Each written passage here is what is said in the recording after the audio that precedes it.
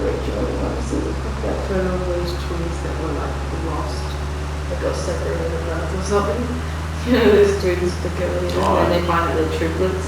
That they were triplets at birth and they got separated. Yeah. It's like that. Yeah, true. I remember you talking about it too. I've seen that. Mr. Terranova or Mr. T, who were grateful to his staff for helping me save my life. Bottom on a cellar longer shot with a message from Bert Reynolds to himself. Bert Reynolds. Above Mr. and Mrs. Bender, my saving grace after my mother died. Left Mr. and Mrs. Broom, who also took me in for a while. Hey, you in the market for some surplus gas stamps? Sure. Where'd you get them? Above Mr. and Mrs. On second thought, I don't even want to know. Smart man. All right, now fork over the dough. Yeah, all right. Just hope I don't get in trouble for this. Don't worry about it. Just keep your mouth shut. All right, that's the last of them. At least I got some cash. It's not paranoid, I was sure. It's not paranoid, I was sure. That fucking car has been following us since we got on the road. Now both of us were paying attention. The car behind us stopped everywhere when we stopped and turned everywhere we turned. This went on for another 2 hours. We eventually lost the car a few quick turns and I insisted we take the next exit and check into a hotel. We walked into the room and I did 2 hours of coke. I walked into the room and I did 2 hours of coke and immediately I had to get the fuck out of there and get to a different hotel. People were watching us there. I mean, we were definitely being followed, right? I asked Kathy on repeat. We checked in and out of 3 hotels that night before settling on a safe one. I did the rest of the coke there and did the sleep wink. Chapter 14, the kidnapping. Fuck! This is where it gets hectic. Beaver read my cards one day before my first trip out to Boulder, and there was 2 main takeaways. The first was to stay away from cocaine. Ha! The second was to never, and she repeated never, do business in groups of 3. I failed on that one too. When Kathy and I got to Boulder, she moved back in with her parents, and even though they didn't hate me, by the grace of God, I knew that wouldn't be an option for me. I got a place with a few other coke friends. My buddy George from Jersey. Yeah, the reason she said don't you deal with 3 people is because 2 of them, if it's just you and 1 person, the odds of them betraying you is less than if there's 2 of them. Like, if you do a deal with 3 people and 2 of them decide to betray you together, like, the likelihood is more, like, it's just more likely it's going to happen. You're more likely to be betrayed with 2 people than 1. Beaver read my cards one day before my trip out to Boulder, and there were 2 main takeaways. Yeah, when Kathy and I got to Boulder, she moved back in with her parents. Next, I needed income. A guy named Peter Pinto, I knew from Jersey, who is now in Boulder too, kept bugging me to come to work with him as a car salesman for Subaru. I don't want to be a fucking punk, I told him. It's not a job for punks, Joey. You can make some serious cash, he told me. If you come over, I'll train you and you can see if you like it. If not, you don't stay. Easy as that. I finally caved, went down there on a Saturday to try it out. I ended up selling 3 cars that day and making $1,000. It was a fucking natural. I joined the team and that first month at the dealership was a dream. I was making great money. They gave me a car to drive and being forced to wear a suit to work every day made me feel good about myself. When it came to coke, my habit continued to skyrocket. The party was on. I went from partying 2 nights a week when I got back to Boulder, maybe like Wednesday and Saturday, to 3 nights, then 4 and so on. Coke was everywhere in Boulder, including the dealership where I worked. And when I quit and went to Chrysler store down the road, I found out they did even more. These guys got fucking lit. It was a fucking mess, and I'd get to the dealership early in the mornings just so I could rob the soda machine. I also knew the officer's coke dealer never took his coke home with him, so in the mornings before he got there, I'd steal some out of it and replace it with powder. When they realised I was a bad seed, I got kicked back to Subaru. When the November 1987 stock market crash hit, people stopped buying cars. We went from making a ton of cash to basically nothing in no time. I had to keep my eyes peeled for any opportunity to bring in money. And just like that, it presented itself to me. Kent Feller was a dude I was working with during my first stint at Subaru. And after we both quit and come back, we got to talking. You doing okay, Fella? I asked him one morning at work. He had a black eye and looked like a pile of shit. And things have been better, he said. I got a DUI, so I don't have a license right now, which sucks. Hey, by any chance can you give me a ride to the liquor store? As I was giving him a lift, he told me he'd gotten shit-faced and crashed his car. When they took him to the hospital for minor injuries, he got out of bed and went looking around. Well, where are you staying for the time being? You need a spot, I asked. No, I'm staying with a buddy, he laughed. The part's working out good. Always tons of coke around. Really? He's been dealing for a while. Between us, fucking guy's got 2 kilos of coke that he's holding right now, just sitting in his room. But he needs to get rid of it quick. I'm figuring out a way to steal it soon, sell it and move to Arizona. Figure then I can dodge jail and have money to set up good down there. You got any on you, I asked? Always with the coke front of mind. Yeah, he reached into his pocket and pulled out a baggie. This was tremendous cocaine. It was beautiful. It was perfect. It was everything I could have ever wanted in cocaine and more. I needed to profit off this situation, and I had an idea how. Hey, I said to him after a few lines next to the dumpster out of the liquor store, I have a dealer who will buy it from you when you get your hands on it. No shit, Bella said. Alright, let's make it happen. The second I got back to work, I called a buddy in North Bergen. You're not going to believe this, but I found a guy we can take down, I told him. It'll be a piece of fucking cake. I was stupid, but I had balls of steel. I was chasing a lifestyle that didn't exist, and set on continuing that chase. He agreed to give me some guidance. 2 heads were better than one, and told me I needed some local to assist in person. I brainstormed for a while, and then it came to me. Steve Tidwell. I'd worked with Steve a while back, and he was also my weed dealer. When he sold me drugs, he had to make it like a James Bond movie every time. He was a fucking moron. Next time I saw Steve for our regular weed handoff, I'd let him in on my plan to get those kilos of coke. This is actually perfect timing. I really need the money, he said.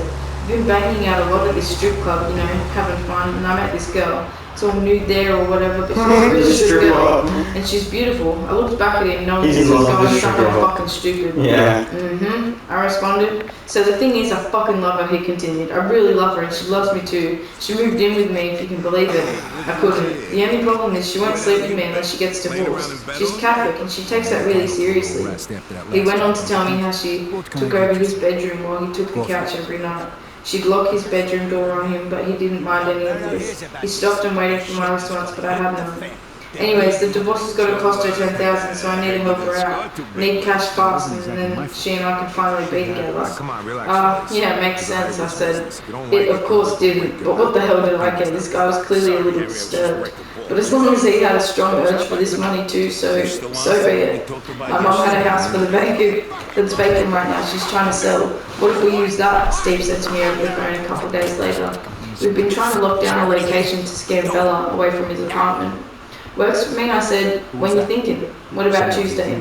I've been getting pressure from Bella. He wanted to steal and sell the coke right away so we could get the fuck out of Colorado. Once Steve and I figured out our end, I made arrangements with Bella. Here's what we planned. Bella had a funeral that day, so I was going to stop at his place afterwards to pick him up. I'd bring him to the vacant house where Steve would pose as the drug dealer, but instead of paying him, he would take out a gun and rob us both. Handcuff and take Bella's keys to go grab the coke. Then he'd come back and let me loose and put Bella on the bus to Arizona so he'd be out of everyone's hair. It was a straightforward plan. All Steve had to do was follow it. When I stopped by Bella's to pick him up, I went to the apartment so I could scope out exactly where the coke was. He asked if I wanted to do a blast, so we went to a bedroom and he took out a grinder. There was about maybe half an ounce in the grinder and we did a couple runs from that. Then he showed me a loose ounce in the desk drawer and cash in the drawer too, like $1,000 or $2,000 or so. Nice, I said. Where are the kilos? Up here, he said, pointing to the ceiling. He propped open the tile in the suspense ceiling to show me. We can come back and get it. Let's just take a sample for now. We took the sample and headed over to Steve. I coolly made the introductions. Steve, this is Kent. Kent, this is Steve. Nice to meet you, man. Bella said, reaching out his hand. You know, I got these couple of kilos I'm trying to sell. I'm willing to cut you a deal. Say 25 grand total. That's 10 grand lower than asking price. This is the moment I realized Steve must have watched too many episodes of Miami Vice. He didn't say anything in return. Did a line with the coke, put the bag into his pocket, and pulled out a gun. He pointed the handgun to Bella's head and reached into his other pocket to grab a second gun, which he handed to me. I stared at him, shocked out of my mind, thinking, you fucking dumbass, you just fucked the both of us. I was still processing what was happening as Steve handcuffed her and we dragged him into the spare room before putting a gag in his mouth. Even though I was confused about how this had turned so fast, my criminal mind knew not to let Steve rip me off either. You stay here with him and I'll go get the coke, he said to me. Where is it? He said it would be in the desk drawer. I lied. Check there. This is what I get for doing business in a group of 3, I thought to myself. Beagle fucking warned me. 20 minutes later, Steve came back, now carrying a little machine gun. Found a couple of grams and like 200 in the desk drawer, he said. At this point, knowing what I'd seen in the drawer, I knew Steve was trying to rip me off too. I looked everywhere for the kilos and they're not there. You're a dumb fuck, Steve. Look what you fucking got me into. I was pissed that Steve managed to screw up something that should have, in theory, been pretty straightforward. I'm out of here. I tossed him his gun and I wasn't scared to shoot me or anything like that. This guy was stupid, but not stupid enough to pull the trigger. I had my own gun in my trunk and I had a vision of me grabbing it and going back in there to shoot Steve. Then I'd free Bella and we'd be done. I wasn't stupid enough for that either. Instead, I jogged to my car, hopped in and went back to Bella's place. I walked right past the doorman, opened the lobby door, pressed the elevator button. I got to his apartment and kicked the door down like a fucking gorilla. Inside, I grabbed into a chunk of the panelled ceiling and put down with everything I had. I pulled a whole fucking section of the ceiling down, right there, wrapped in Colombian newspapers, all tightly sealed with 2 kilos of cocaine. I found garbage bags to hide it in and got out of there as fast as I could. I was pulling away. I figured for sure the cops were already on scene when I saw the newspaper box. I didn't want to do back then. The comic dealer had drugs and money in the bottom of the newspaper box on sidewalks. These boxes you put change in to take a newspaper. It was expectedly common for cocaine boxes. I opened the bottom of this one and put the kilos in there. I'll never forget the newspaper box was across the street from a halfway house. I raised home and called a friend of mine to let him know where I'd stashed the tape so he could help me get rid of it for a cut, which he happily agreed to. I then made him 18,000 bucks from that day. Meanwhile, it was about 3 p.m. and I was starting to say every box. When Jules got home, I told him what was happening and I got to figure out what I should do. I kept myself busy cleaning on the entire house, getting rid of anything that might incriminate me anyway. Scales, rolling papers, that type of shit. We made dinner and waited. At around 7:30, there was a knock at the door. George and I looked at each other like a tear in their eyes. Let me in. I heard Steve's voice outside. This motherfucking guy. What do you want? I cracked the door open, but wouldn't let him in. Listen, what happened today? It was a misunderstanding. I don't know what happened or why I did it, but now I'm fucked. I got this kid in the trunk of my car. He's in your trunk? I asked, shocked. Yeah, and I need to drop him back off to the bus station, get him to Arizona. But listen, there's another guy we could rob, he continued. What the fuck are you talking about? She needs the divorce money by tonight. He was screaming now. I told her I have it and I fucking don't. She needs it or she's leaving. Good God, man, get the fuck off my property. Please, Joey. That's too fucking bad. Get off my property or I'll fucking kill you. He finally left and I later found out he tried bringing Bella to a bus stop to get him the fuck out of town. But on the way he got pulled over for not having his headlights on. When the cops got up to his car to talk to him, they heard mumbling coming from the trunk. It was fucking over.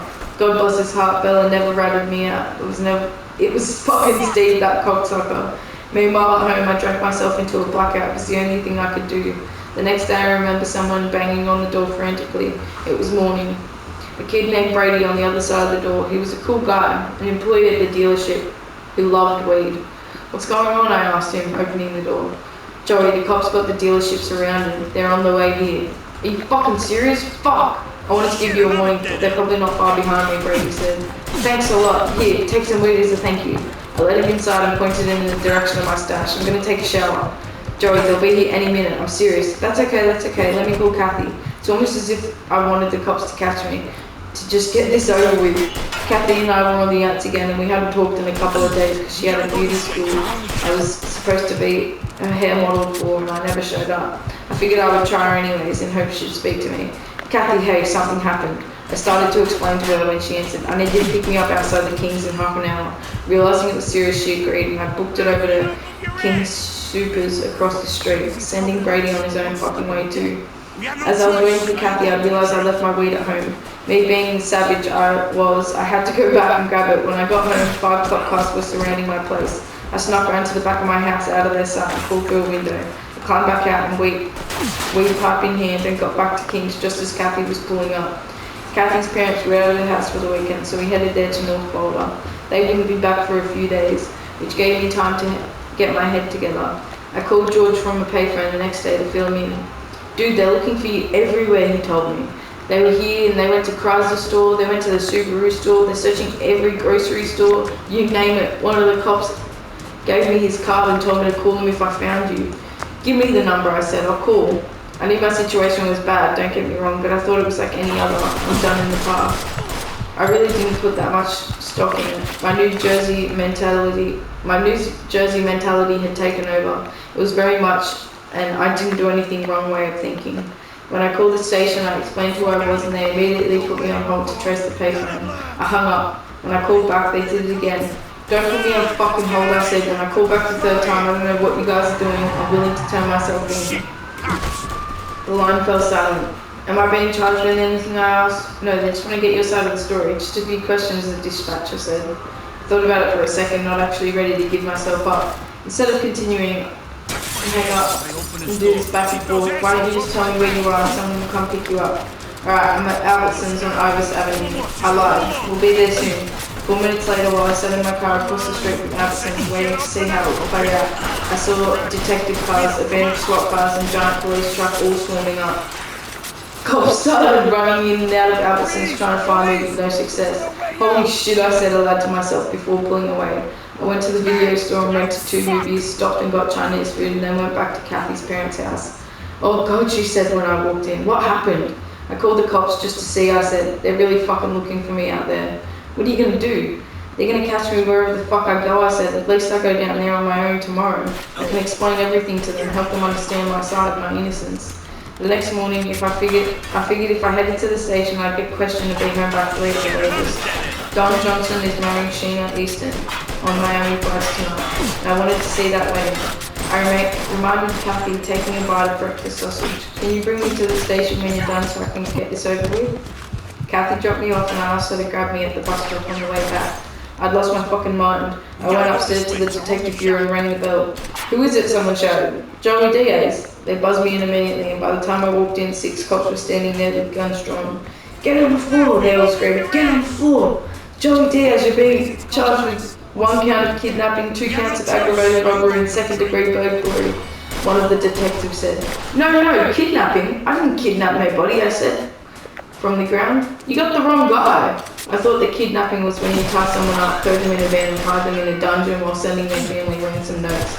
Colorado law says that kidnapping someone is when you take a person from one location to another, even just to a room in the house against their will, and that's just what we did. The detective dragged me to my feet and handcuffed me. Everyone was yelling all at once. I wasn't sure who to listen to, so I stood there, hands behind my back silently. One of these guys started emptying my pockets quickly, searching to make sure I didn't have a weapon on me. Do you want to make a statement? The detective asked. Absolutely. I mean, I'm telling you, you've got the story completely wrong if you think it's me, I said.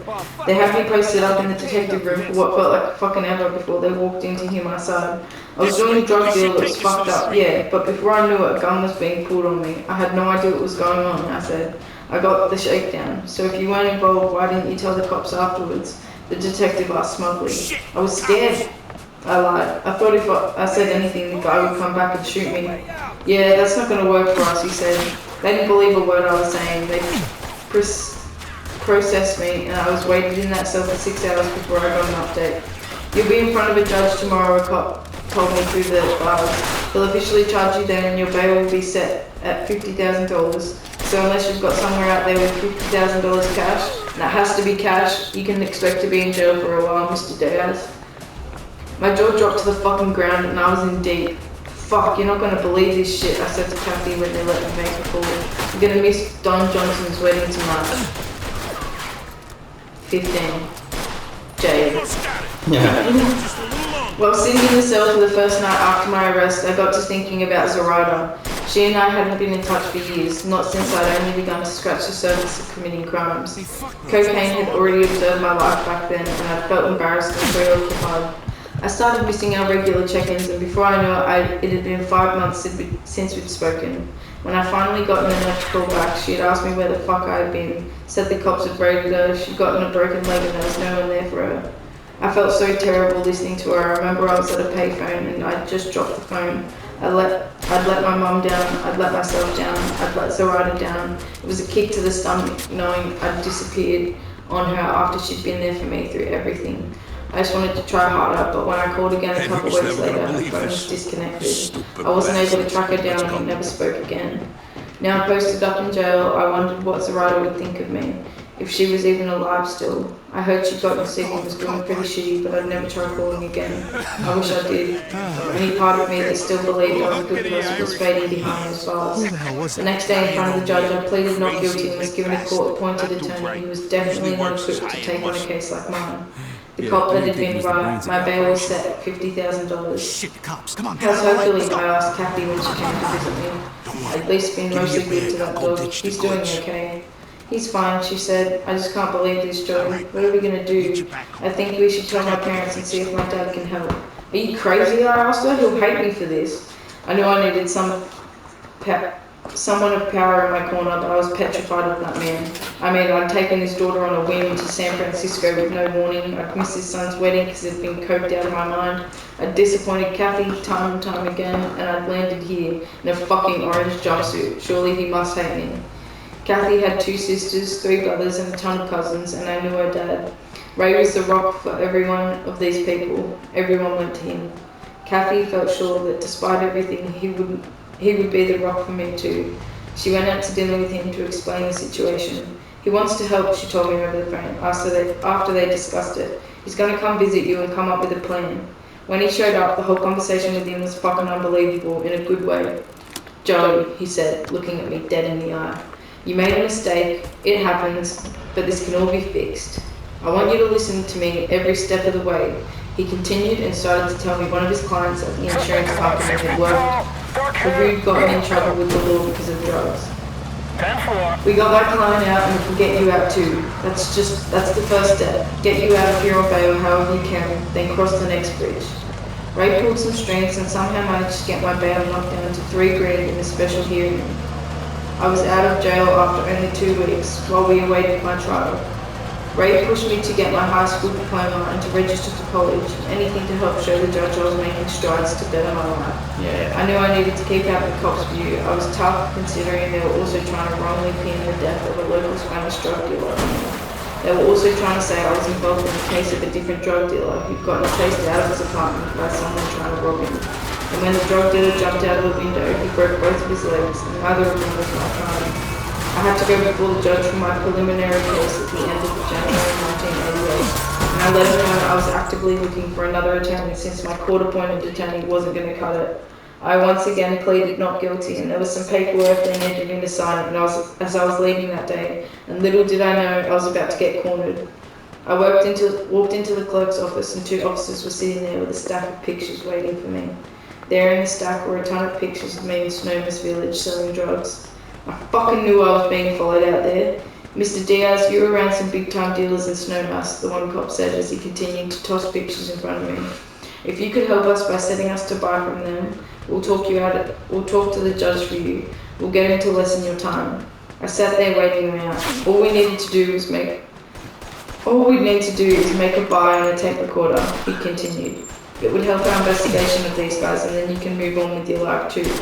Alright, I said finally, I'll consider it. I wasn't going to consider it though. I wasn't a snitch. Never was, never would be. I just wanted them to leave me without any Yeah, I ain't a government snitch. Soon after though, I got a call from someone from the DEA. I'm your point guy, he told me. Let's make this happen. That's not going to fucking happen, man, I told him. I have a job, I'm taking classes, I'm doing good. I'm going to be fine with the judge. I appreciate what you're saying to me, I continued, but I'm going to beat this case. They never bothered me about it again. To stay on track, I got a job at Hertz detailing cars, and they ended up putting me into a manager's training program. I also joined the Borders Master Swimming program, and I was going out there 3 days a week at 6 a.m. swimming for an hour, trying to revamp myself all around. But I had to at least try to fuck it up. I started shoplifting at the mall near me. At the time, Bruce Springsteen had a box set out, and it was always on display in Sears. So I would walk in, grab 2 or 3 of them, and then sell them to a local record shop for $60, brand new. I kept this going for about a month that summer. Every day, it was simple as if I was trying to get it from an ATM. I'd just go in, take money out, and then I'd started getting greedy. And one day I went in and took about 10 of the box sets. Then I heard a security guard. "Hey!" he screamed. "What the fuck are you doing?" Started running while he was chasing me on a scooter. I was running and I was tossing the records at him, hoping to slow him down, or better yet, knock him down. He must have signaled for the cops somehow, because by the time I got outside, there was a cop car waiting for me. Unfucking believable, I said, throwing my hands in the air. I knew I couldn't give up who I was. There's no way this could be good for a guy out on bail. They took me down to the police station, but I'd known not to bring my license with me for these shoplifting excursions. So when they asked my names, I said a fake one, James Smith. By the time they were ready to release me on my own recognizance that night, they told me I needed to have someone come pick me up and they needed to bring my license. You're not going to believe this, I told them. I actually lost my license. I don't have one right now. Well, if you don't have a license to show us, at least you need someone to come in here and identify you, the cop said. There's the phone, give them a call. I grabbed the phone and dialed Kathy. Hello, she answered. Hi, this is James Smith, I said. We went out last week? Joey, is that you? It's James Smith. Is there any chance you can come down to Boulder Police Department and identify me? I'll be there in 15 minutes. She didn't ask another question because I had a knack for making friends with people wherever I went. I'd become friendly with one of the guards at the station when I'd been locked up there. Of course, he was standing around while I was always getting fingerprinted. What's up, Joey? How have you been? He asked, ignoring that I was clearly brought in there for a fresh crime. I'm great, man. Yeah, I'm great. He reached in to give me a hug and I prayed he wouldn't see the card with the wrong name.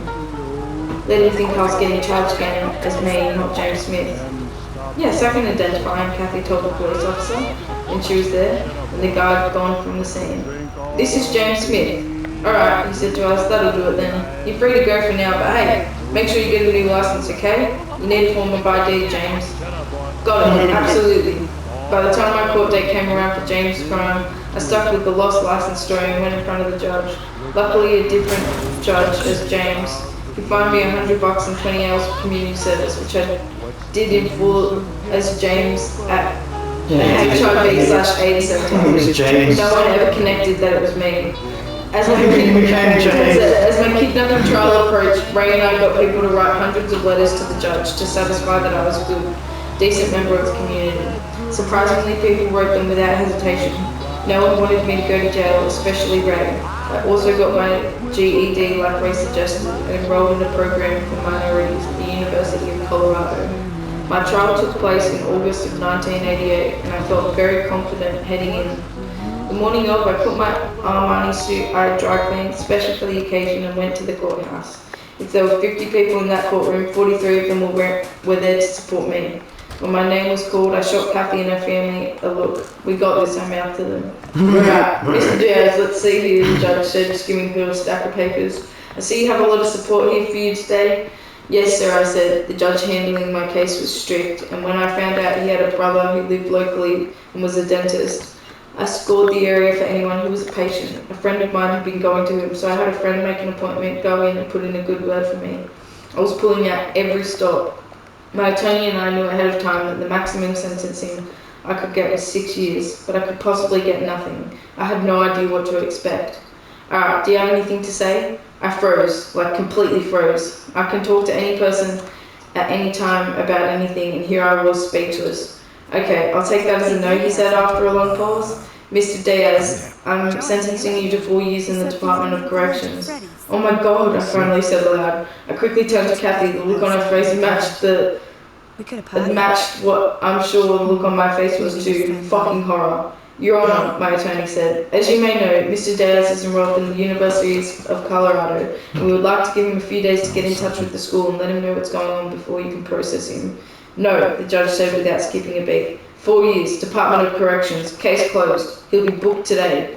They handcuffed me immediately, and right in front of my friends and family, it was one of the worst moments of my life without a doubt. As I was walking away, the judge motioned for me to come over. Mr. Diaz, don't forget to submit a reconsideration in 3 months, on December 15th, he said. I nodded, semi-relieved by the thought that I could get out sooner than in 4 years, but the feeling of not knowing and potentially being stuck in jail for 4 fucking years was brutal. I gave Kathy a half hug and the best I could do with the handcuffs on. I nodded to the rest of my family, to the rest of my people as the guards pulled me away.